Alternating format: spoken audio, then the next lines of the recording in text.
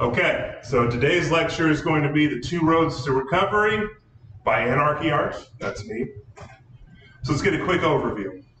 So The Two Roads to Recovery dives deeper into the fork in the road people who've been victims of violence face. A majority of these victims lacked conceptual awareness and had their illusion of safety taken away from them. So in another lecture, I talk about something called conceptual awareness. So situational awareness is being aware of your surroundings and any immediate and imminent threat, but conceptual awareness is being aware of potential threats. So all people provide the equal potential threat. However, safety is a necessary illusion that is essential to our ability to function, and there are two paths to get it back. So if you're familiar with the sympathetic and parasympathetic nervous system, right now we're in the parasympathetic nervous system. We're relaxed, our heart rates are down, we're digesting, we don't have any adrenaline, our pulse is down. But the opposite of that is the sympathetic nervous system, where your adrenaline is dumping, flight or fight. And if we were in that sympathetic nervous system 24/7, our life expectancy would be like 4.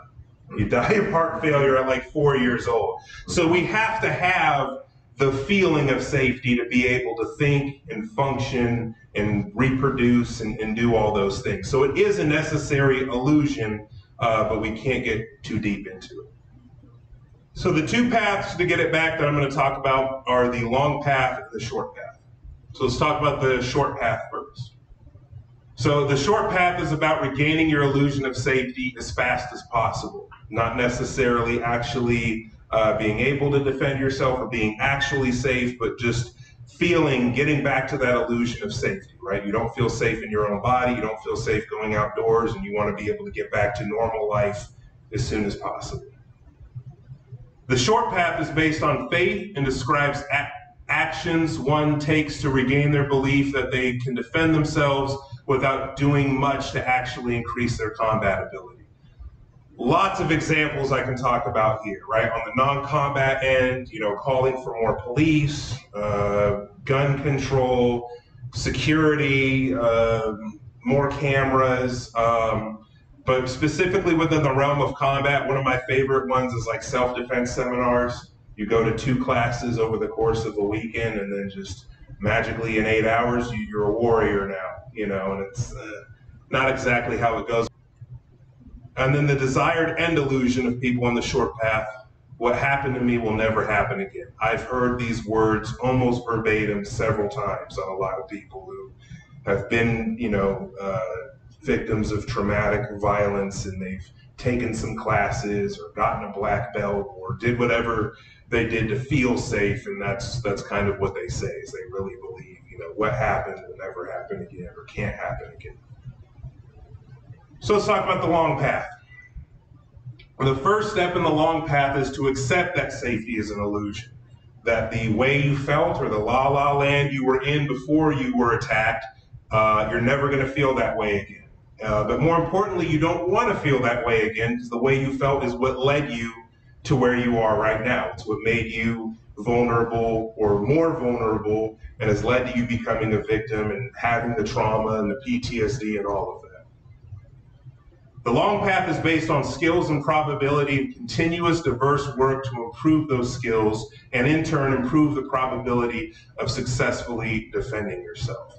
So the key word here is diverse, right? There's a lot of people who, I want to protect my family, I want to protect myself, but I don't believe in guns. And you might go to a sensei or somebody who might teach you, well, you don't need to use guns, you can just grab and disarm and all that, right? They feed your comfort zone, but the reality is if you want to compete with people with guns, you need guns. Or if some new combat form drops, you need to be hit with it. You need to follow up and really be ready.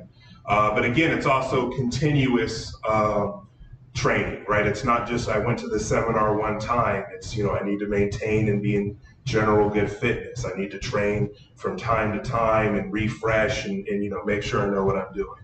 Okay, and then the desired end illusion from somebody on the long path: what happened to me can happen at any time and I'll be ready to face it. Much more realistic, right? But it's still an illusion. If you have trauma from being jumped, you know, and you train and you're armed and all that, but you get jumped by 40 people with machine guns, you're gonna lose that one, right? So you're not always gonna be ready to face it, but again, right, we go back to the illusion. You still have to have some degree of belief to function every day and not just, you know, shut down and be paranoid all the time. So let's get the conclusion and the takeaway. So you need to balance illusion and reality. So like I said, the illusion of safety is important. It's something you need to believe in to function, but you don't want to fall too deep into the illusion where, you know, I live in XYZ, so I can just walk around and be helpless and be out of shape, and be unarmed, and have my headphones on and ignore my surroundings, and everything will be hunky-dory. But we also don't want to get too deep into reality where we're paranoid, where you're rigging every house, you know, entrance to your house with booby traps, and you have a second house there where you walk into the decoy house and take a train to the, we don't need to get into all of that, right? There does need to be that balance though, where you are taking, you know, realistic steps to defend yourself effectively, but, you know, you're still relaxing and you know, being at peace with being vulnerable. Now, the next one right here is you still need to go to therapy, likely. So a common thing I've seen in the jiu-jitsu community, the MMA community, or really in the defense community a lot, is a lot of people who do have PTSD and trauma and anxiety and all those things. They tend to use that combat training as a therapy replacement.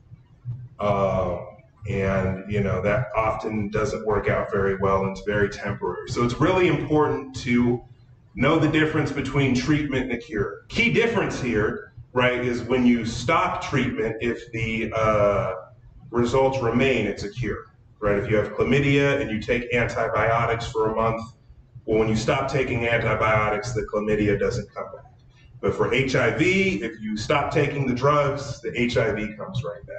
So it's important to know, you know, does getting into combat training, and let's say you're training for 6 months or whatever, but then you take a break. Does your mental health stay up here or does it go down with the training, right? Or there's some people who 1 year, 2 years, 3 years into training still have flashbacks, still have anxiety, you know, and in that case, you need to get professionally treated. So it's just an important note that I make, that as a lot of people use combat training or pseudo-combat training as means to, you know, have an alternative to therapy, but in many cases you still need to get your ailments treated. And that's it.